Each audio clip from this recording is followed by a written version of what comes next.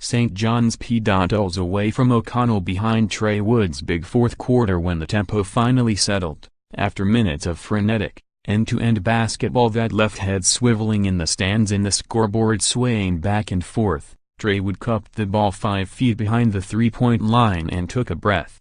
The shot clock ticked below 10. The O'Connell defense inched up.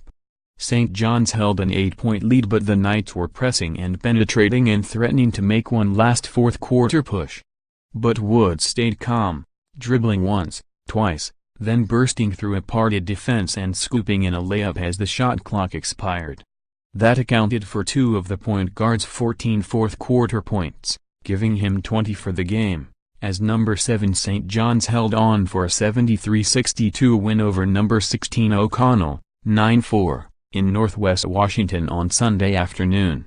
O'Connell senior guard Xavier Johnson, a Nebraska commit, led all scorers with 31 points.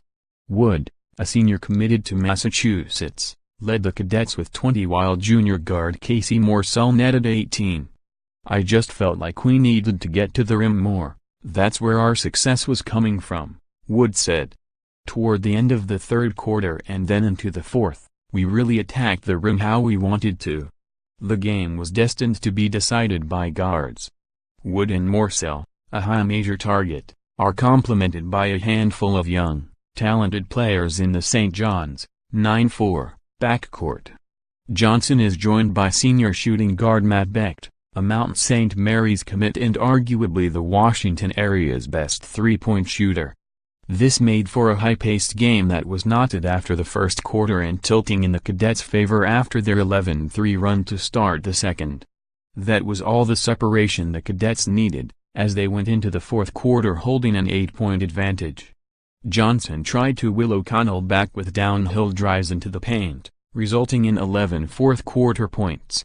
The Cadets countered the Knights' full-court press with their own attacks of the rim. Then Johnson shook loose for another lay-in. Then Wood answered with a 3.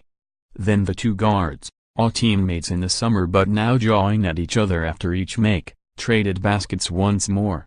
And when the game slowed a second time, 2 minutes after Wood's smooth lay-in bumped the Cadets' lead to 10, it was the St. John's point guard standing at the free throw line in a quieted gym. The game was now his to seal, and Wood sunk 2 free throws to do just that. Tre showed a lot of grit, a lot of leadership, St. John's coach Pat Bean said.